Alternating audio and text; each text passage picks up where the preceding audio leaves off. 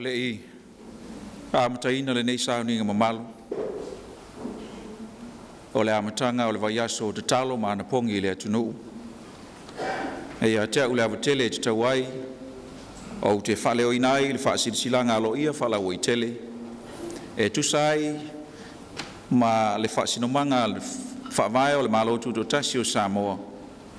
Maila na fionga I le amamalo le Malo. E alo ia ili nei Vaiaso pa ia. O te whaleo ina. E le suafu pa ia o le tua. Le ona le Malo si umalava. Le alofa e whaavavau. Ona o le pule au ao, e le langi, ma le langi, e iai pelea I le atua na o ia. O le fio I mea umalava. Ona ua whaalia e taitai ma tangata anu o Samoa. Lo latu utalia ina anto atoa, o le pule au ao o le atua. Ma ua whapefoi o na o fia, I le whaavai o le Malo tuto tasi o Samoa. E whaavai o na Malo, I lunga o talitonunga whaakewisiano. Ma ua whapefoi o na whaamauina I tangawai, o le Malo tuto tasi o Samoa. E whaavai I le atua Samoa. Taluai whaamausaliina, e le pālemia ma le kāpeneta.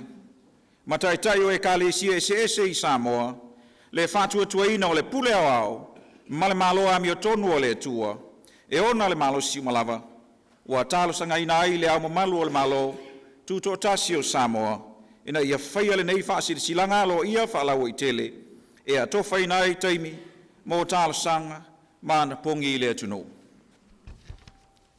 Taluai au ona tautino ma talitonuina, e taitai ma tangata anu uma o Samoa, le alofa tunoa I le mawai, ma le taitai le atua mamana I a Samoa, ma ona tangata I taimi o le toa malie, whapea ma taimi o le soua.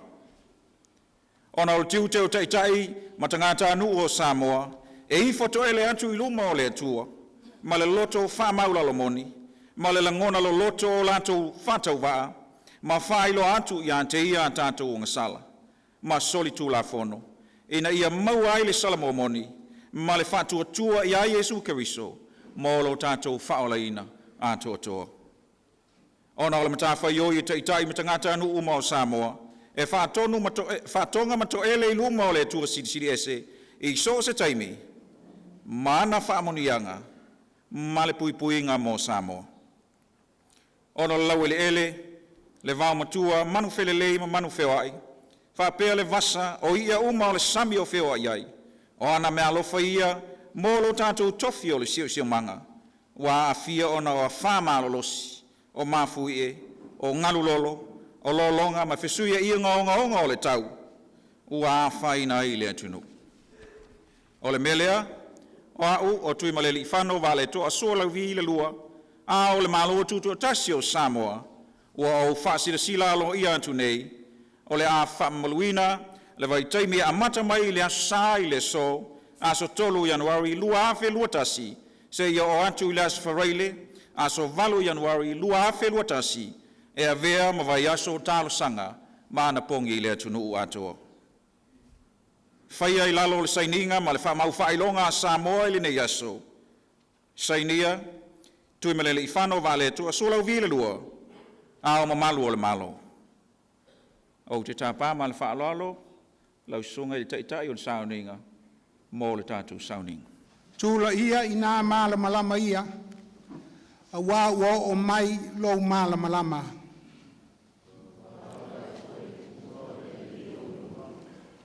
O ia au ina mai au e fusi ia loto momomo. Tātou te talo, wa mātou poto I le nei a fiafi lo mātou watua, a wā le whaamawina o le Vaiaso Talosaga ma Anapogi a lo atunu o Samoa. Ai mātou te le inga ngana lava I ni mawhauwhaunga o mātou loto. Mani upu mai o mātou ngotu. E ao lava o na mātou wala ulia lou lava nganga pa ia. E na nea ai la mātou tāpua inga nei o le awhaia. Ia pāpati soina I mātou uma I le mana o lou lava nganga.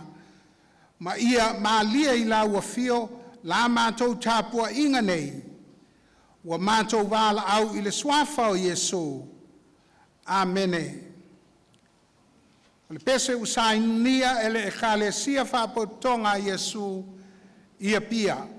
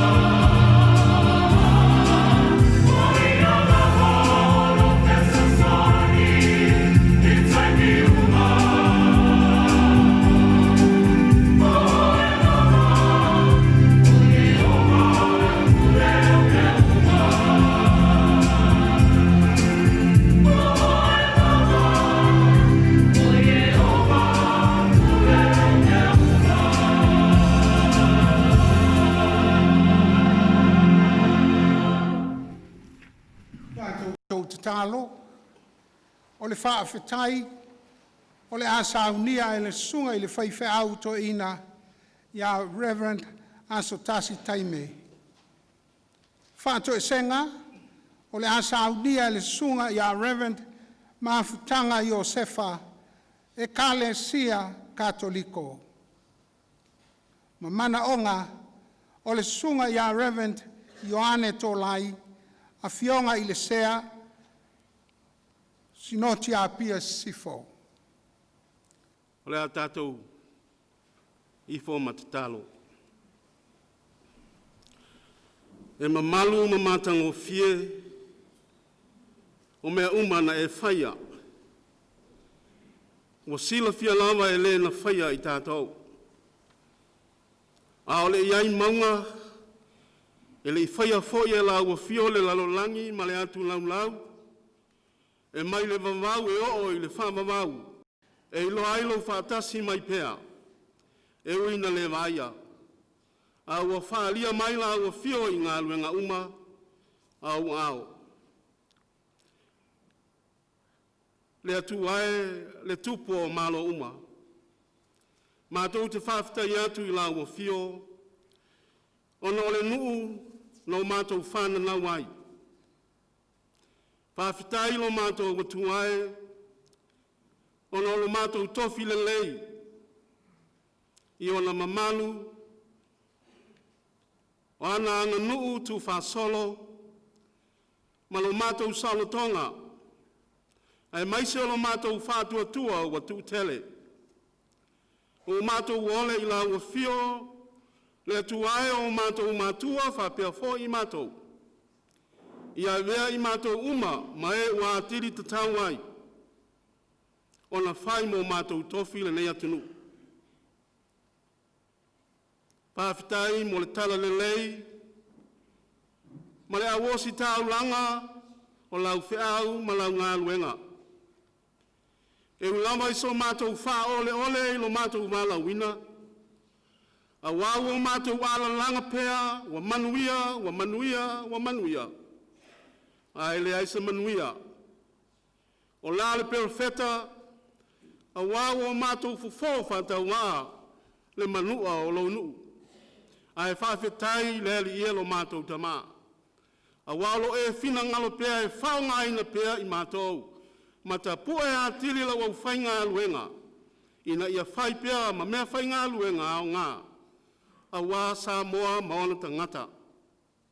Pāwhitai, mō mātou taitai, ma pulenga, e ulawa ina o fia i mātou, i tu aso o le whaalia lia vale, o le whaasau sili ma le manatu faapito, ai maise o le mae, i winga whaatupu mala e le whea ngai ma le lei mo tangata uma.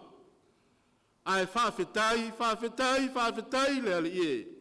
A wā o lou whapale pa ia, ma amano le lei, e te tuina mai pea se ia fua atili mai lau whanau.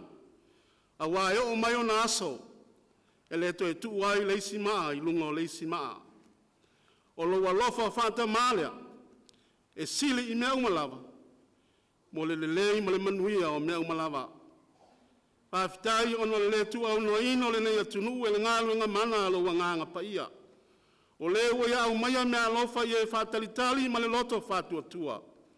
Wa le ai fo i se atunu po se tu pulanga. E au noa mamoli mau o lautala le lei. E o lawa i le nei atunu o Samoa ma le nei tu pulanga. Ai whawhetai tele le ali e.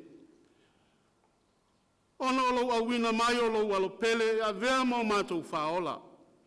O lona tau aveina wa mātou wangasala, o lona soi fua i le lalolangi, o lona ti ngā malona maliu le sātaulo, o lona toe tū manu Malo malana pule whātupu. Ia whawhetaia pia lava e o i le whaamavau, e whaamavau lava. Le antua o le alofa mamana, le antua o le silisiliesi, le antua o le alofa muti vale. Te le ngese lau sa te le lau alofa. O mātou ponto le ali ie, le antunu o ainga o kalesia manu se o mantu alanga ina le ie le nganga o le lotu salamu mantu talo ina i la ufi le antunu fia fai manuia o tangata fia fai manuia o tai fia fai manuia ai au ona fia fai manuia pa ngā lea li ie mantu te le tau tala ma whailo mantu manatu ai mantu te taritonu le li ie ua sila fia e lau fio fina ngalo lo nu fatu tua ma o mantu loto tumu le lea ma le palapala le ala lea le li ie ua mantu o mai ai mantu te poto se o mantu te talo ina le li ie lau whamangalonga whamangalo Samoa le li ie maiona te itai o le atunu te itai o nu te itai o ainga ai a te itai o e kalesia i so se fanta whaitau langa le li ie to tonu se o mantu antunu mantu te taritonu le li ie tumu se tumu ya leu tumu yanga o le te tau ma le sila whanga lau fio e ala le mantu savalinga ma le nantau sanga le wa mantu whama vai atu le foi o la mantu folau le li ie le malanga salo wantu nu ma le nu fantu tua le ne foi tau sanga o mantu o antu wai o luma le li le anga o mantu fatino o le tonu ma lau sila whanga le mantu te wantu wai le li ie lau fio sila maya o fofonga alofa i finangalo malonto o lo wantu nu maona ta o e kalesia le li mantu fatino tiu te mawhaiva o nao na mantu tau te tala maalanga ai le tu sai ma me mantu te fatino e ala malo finangalo e manui ai lo wantu nu malo nu ma o e kalesi lea le li ie lo mantu o tua mantu te wantu ai la o fio famole mole ni o mantu fale tonu ma ni o mantu se au tai ai e kalesia o nu malo nu fantu tua mantu te talo atu i la o fio le li i la o fa mangalonga mo i mantu a fai o fale tonu le li ie le na savalinga le na tausanga le tai le antunu Maona tai le li ia i lantou na filia ma fili tanganga ma fili mafua e tu malo manu lantou te whafoefoina le sao le atunu le li ia mantou te talo whamangalo iante i lantou taito tasi ai mantou le li ia we filia ma walawina o au auna o profeta inu mai kalesi taritonu fo i mantou te whale tonu le li ia mantou te tatalo fo i lau fio le li ia ina ye whampe nao na e whamamama whamangalo ia te mātou. La mātou tampo inga nei le ie mātou te ponto. Au ni mātou whale tonu mani a leo. Ia mātou te talo atu i lau fio. Se matau au le tonto ma le vai na tafe mailo i tu masoe le ie e sauina i mātou uma ina ia mamama mangalo. Manongi ai le nei whainga taulanga. A le mātou whainga malanga i le nei tausanga. I luma o lau fio le ie. O lea la mantu te talo, o la mantu o lenga, i lo lama suafa Yesu, lo mantu mori, le whaavavau lava. Amen. O i uluma le mātou vi inga, ma le taulanga o le whaafitai tele lea li ia i ante oe le neia fiafi, ai le olilo i mātou i lau si le whanga.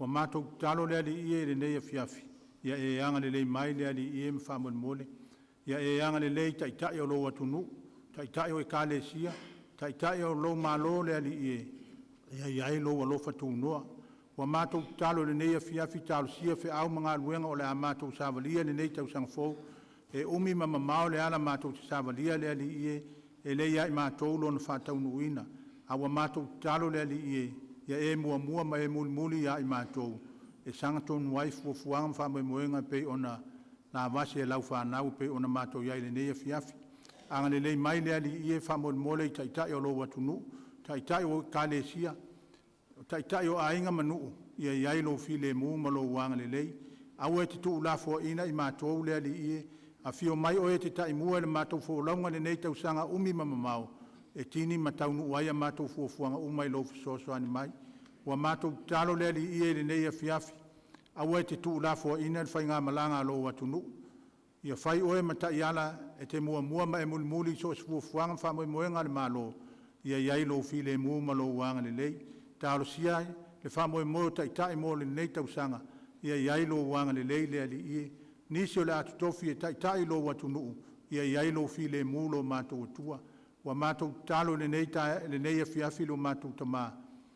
O e lama e toa iai le tau o le fuafuanga wha moe ngā lo watunu, e sanga tonu ai mea uma mātou te whaatino mawhai. Anga le lei i nei a mātou whanau fo le awhia ngai maa wa onga. Ia lātou poto māta mai, wao i lātou le lumanai o Samoa mo ata e au. Wa mātou talo lea li ie le nei a fiafi, au e tu wala fo ina le whainga malanga lo watunu. Ai a fio mai oe te mua ma e muli ia i mātou so se alama so se fuafuanga. E tini mataunu wai mea uma il manuia a toa ma le fia mai ante oe. Wa mātou talo lea li ia e wha manuia le nei wha potpitonga. Ia au ono taitai lo watunu, taitai o e ka le sia e maiso i mātou wa o fia poto le nei a fiafi. Ia iai lo wanga le lei lea li ia. Talo sia foi le atunu o Samoa. Wa mātou iai le nei vai tau amatanga o au mga luenga. Ia e fesoso ani mai lea li ia. Mātou te lei loa le fitao whaingatā o ala tutupu le aso ma le aso. Wa mātou talo le tamā. Wa nao lau lama fionga o le tautai mata palpala. E te taitaina le whainga malanga alo atunu. E tini mataunu wai mea umai lo fisoso ani mai. Ai mātou te fia te talo le ali ire te talo na ea o ia i mātou. A mātou talo ia mātou whape atu.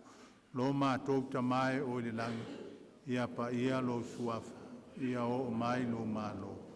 Ia whaia lo fina ngalo le lalo langi e pei o na whaia le langi.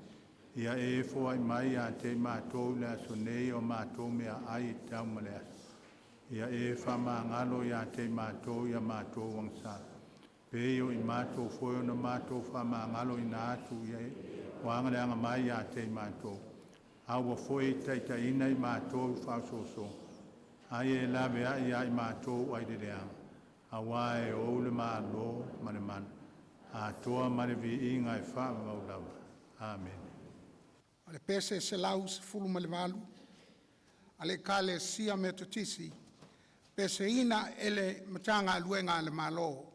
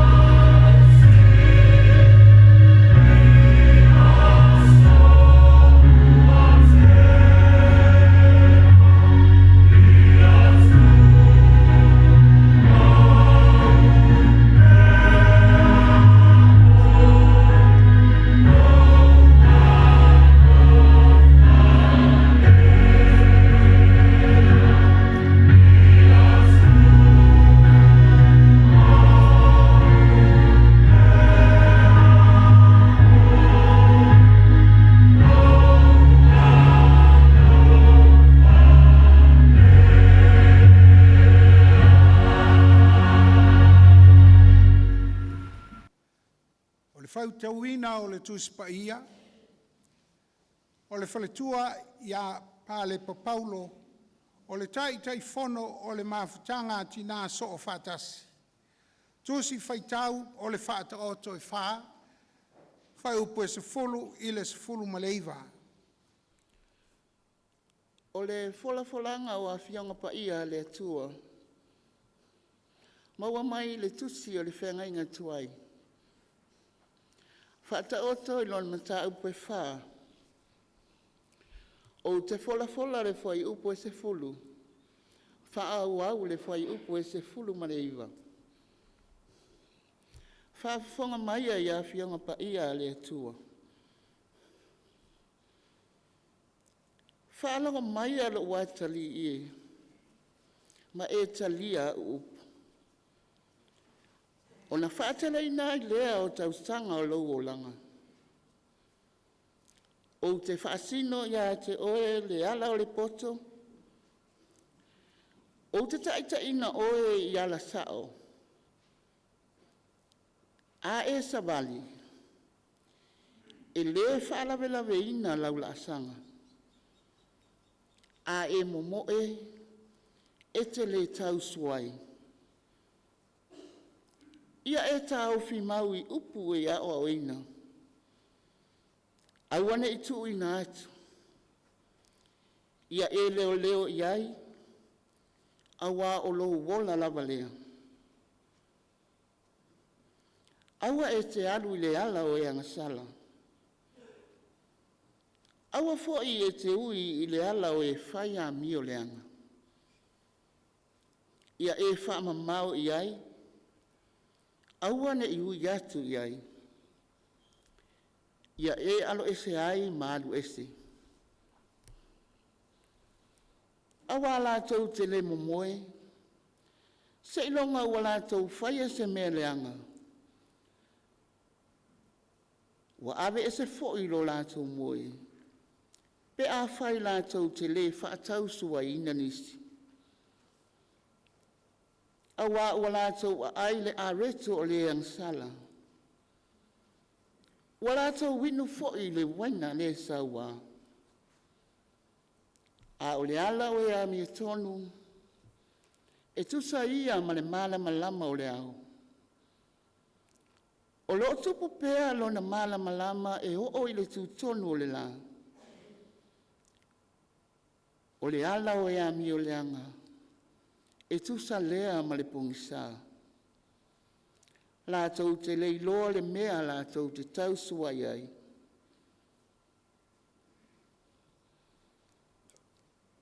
Ia whaamanu ia mai le atua i le fola ina o ana awhionga pa ia.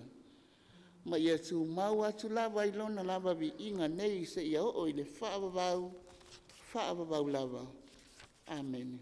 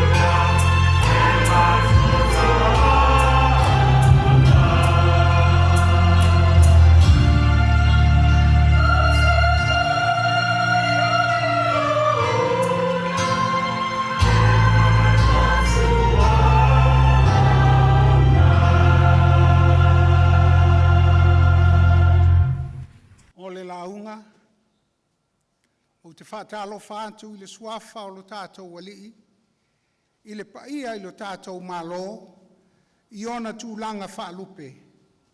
Paia i tupu ma te malii, paia i le au whai ngā luenga te tofia le atua, paia i whaaululunga o matanga luenga, whaapea spisi nisi tūma oti, ai maise Samoa o loo whaafafonga mai.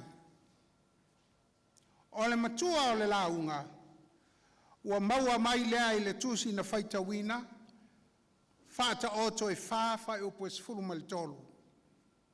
O le manatu autu, sa ilinga o le mersili. Sa ilinga o le mersili. O le alea mersili o lo tautala i ai le poto Solomona. O le tali, o le poto mai le atua. O le poto e soifua le iai, ma ola manga whangafa ai le tangata. E le tusi o whata oto, lea sa whaitawina. Lea wa vea mato whata iala, i le nei a fiafi. O lo au mai ai se whata ua, i le mata upu, i le poto.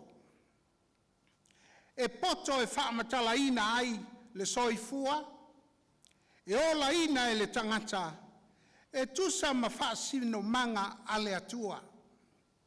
O le whaasino manga ale atua, mo le manuia o le tangata, e le ngata i le olanga nei, whaapea ma le olanga atali. O le upu o le poto, e au mai ai le upu o le malama. E i loa manino le lei, e le tangata, le ola i te tau ona soifuai. A whai e fia manuia le tangata. E au ona ola le tangata, e tusa maala o le atua. A maua lai oe maau le poto mai le atua. Manatua mua, e maua e tā ua le ola fia, ma le loto e tū mau i le oli. E le manatu i se mea e tasi, e popole vale ai le loto. Pe o ani whaafita auli, o a foi ni pe au langa vale o le olanga, e mau le tō vai, e le malua ngō fia le tō wha, ini fesuia inga o le olanga, tusi lima, ma le tau wha leanga. Ai sea, awa o lo wha au penga ina i le atua, i le tō wha lo loto, ma le wha au tanga poto, o lona winga, e wha tō i lalo ina tau mawhainga o le lalo langi. Iona mai lei, e tau mia ai, le loto fia, ma le oli, e ngā lua i tō whinga, ma tofi wa wala au inai, mo le manuia o le malo, whaapea a inga mano. Le manatu lua, a maua le poto, mai le atua, e malu puia le soifua ma le ola o le tangata. Au tanto ia i le neiva i tau, i le pepesi mai o whaamai, ma le tele o mala, wha le natura wa fia ai le lalolangi, lea lava o lo tātou manuia. Amene. Si o tātou watu no, e le ai lava se tasi, ua maua i le COVID. Ia po le COVID. E ui lava na fia i lo longa, ma ti munga i le nātou sanga. A o lo iai lava a ao le atua. Lea ua wha sopo loa mai lo tātou wola. Ua au lia ai le aso tolu le nei o le tau sanga fau. Wha whetai lava le tātou malo. O se fuafuanga poto wha whetai. Nā e ai se tō wha. Ina ia wha tino se Vaiaso le Anapogi ma le Talosaga. Ana le ai. Se manu e sili atu se whaale tonu e ono o i aisi o tātou atu nuu i le nā tausanga. Ai whaafetai i le atua, e le ai se soifua na mā i mau, vi ia le alii. Manatu e tolu, a maua le poto mai le atua, e ola i se olanga e tau le leia, ma se olanga e atangia ai le whaavae o le tātou Malo, whaavae i le atua Samoa. O le ale winga o lau tala, e soifua i se soifuanga e matau i le atua, e a pale maini to finga maua lulunga, e whai le mea tonu malisao, e le whai tu au i se whai unga e whai malona i loa, o lo sila mai o le ona le malosi ma le poto umalava. E whai ma le alofa mea uma, e peo na polo ai mai ai le li o Yesu. E ao ona wha pale pale, ma tu ama noa i le tasi, e le tau o loa mamativa. Ai ale tangata ua wha senga ina i manatu o le neila lolangi, o se tangata maua lalo. O le tangata ua poto, na te amana ia le leo o le tangata wha tau waa. Ma le amana ia. O le manatu e wha. A maua le poto mai le atua. E mauti noa le lei e le tangata. E iai lona wha moe moe. Pe a mawai le ola nei. O le mea moni. E le mawhai lava o na alofia e le tangata. O wha fita uli o le nei olanga. Ai whai mai le whai salamo. E malie o tātou manao i mea le lei. O mea le lei uma ona o ia. E soi fua whaamalia ina, ma manuia le tangata, e muli tai, i le whaasino manga ale atua, e ala i lana tusi pa ia.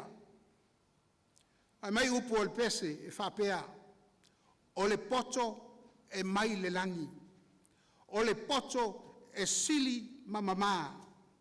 Ia tātou ana mo le poto e au ngā. O le poto mailu ngā e maua ai le ola. O Yesu Keriso, o le atoanga lea o le poto. Fetala Yesu, o lana afionga o le upu moni lea. Mai le Ioane 5 mtau pue, Ioane 8 fa upe tolu sifulu malua. E ilo fo ye o tou le mea moni. E tu sao loto foi o tou ele upu moni. A fai e teu fatu i lo loto le upu a lea tua. O na faa sao loto ina moni lea o oe ma ta ua umalava. Po tato umafoi. Ia tanto usu stai i ante ia. Fai mai Yesu o le nei ai se faa longo ia upu ma faia e ia.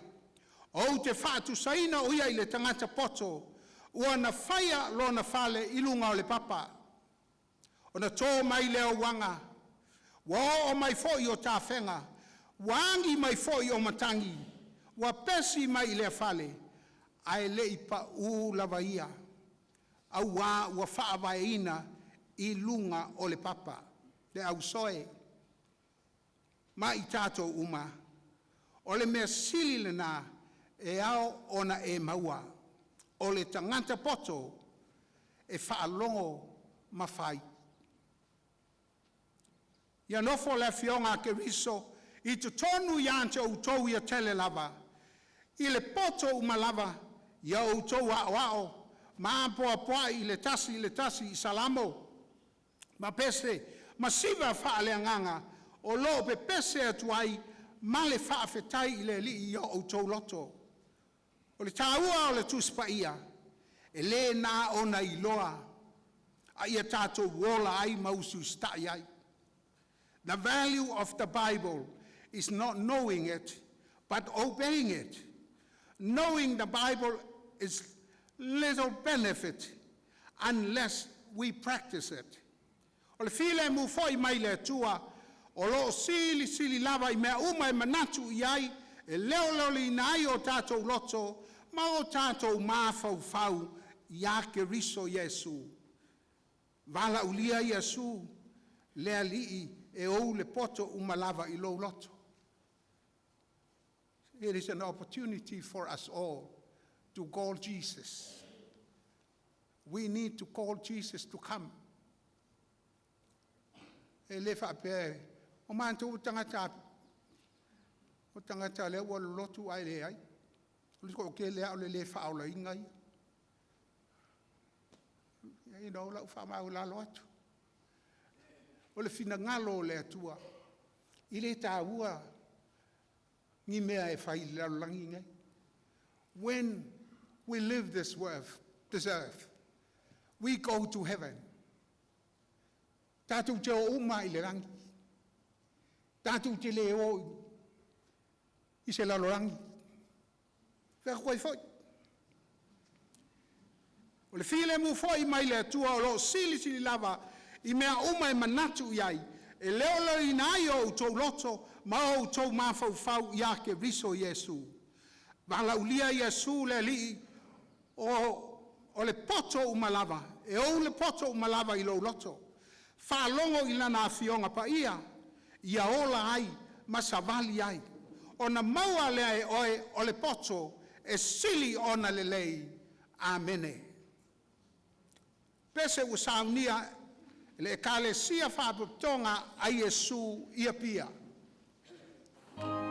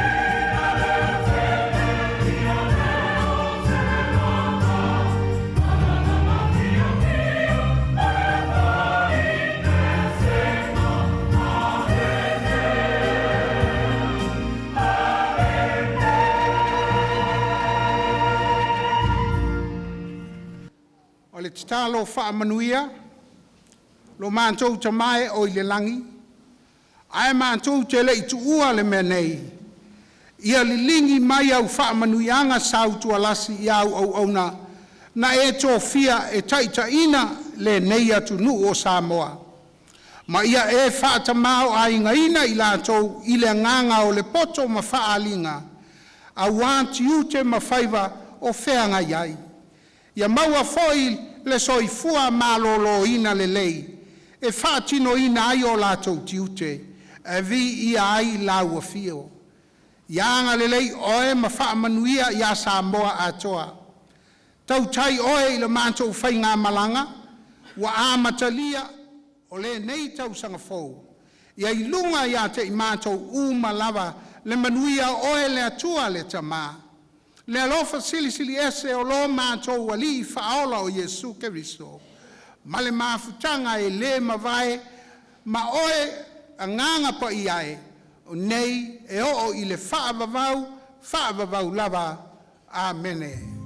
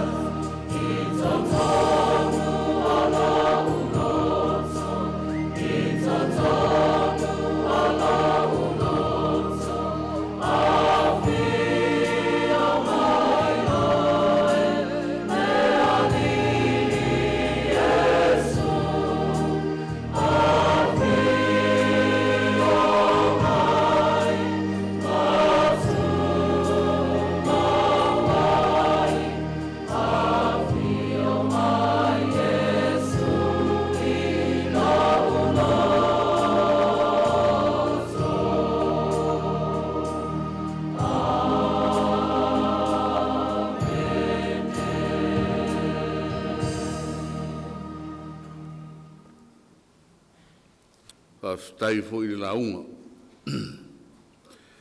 Ai, ore nei tu aso le a whaiano u leo ma, o whonga tau momoli o le fionga i pāne mia ma le kāpeneta. Ia e meisi fo i rola vase e lua ma le fionga le teiti i fono, o le fono ai kāle sia ke o siano i Samoa. E whatalofa tuai ma whaamnui atu le tausanga fau, i lo tātou atu nuu ma le ainga o le atua o poto le nei fiafi. O taritonu ia o ato mai le langi lo tātou matu para pala. O tātou wafe mai rona suafa i rona maota i lunga o le maua nei. Se o tātou whaanono manu i a te ia. Ina ia te itai le tātou wholaunga o le nei tausanga.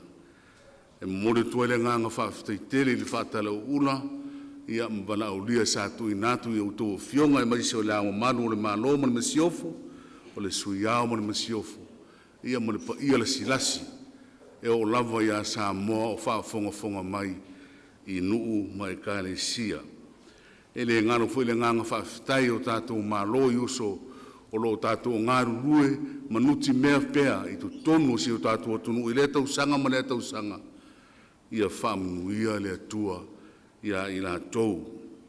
Ia o nei fiafi e whaifono u leo ma whonga tau morio i la o nei ia e mona tuele nganga whaafitai tere lau fionga li teitai o Sauniga o te taritonu ia o sefe au o matua matu i natu i le atua ma le loto atua ma le nganga maulalo ina ia tātou sa ili le mea sili o le poto mailunga e taita ina i o tātou tiute le tō whā ma le whautautanga whaali e le ngata o kālesia a o tonu o si o tātou Malo ia ma fuafuanga whaiaro tātou Malo ina ia tau manuia ia toa mali e nei atunu ma ia saunga le mu, mai mala wharenatura, ia e maise o sosi tua ngā mala e peona iai foi, wha mai wa fia i laro langi, ia ai whawhitai le atua no mātou tama, ia o lo manuia pēr sa moi lau tau singa, ma o aonga le lei, whawhitai tele mo le launga whiti,